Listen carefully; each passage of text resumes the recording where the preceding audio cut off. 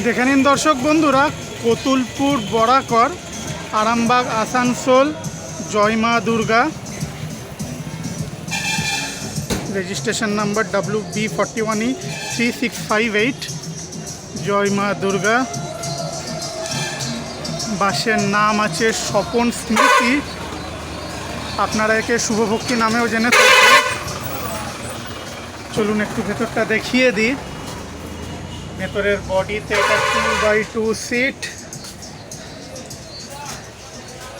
নমস্কার ড্রাইভার বাবু, খুব গরম তো? আচ্ছা বলছি, আপনারা সকালবেলায় কতুলপুর থেকে ছাড়ছেন কটায়? 6টা? কতুলপুর থেকে আমি আরামবাগ থেকে ছাড়াই। কতুলপুর থেকে 5টা 20। 5টা 20 কতুলপুর।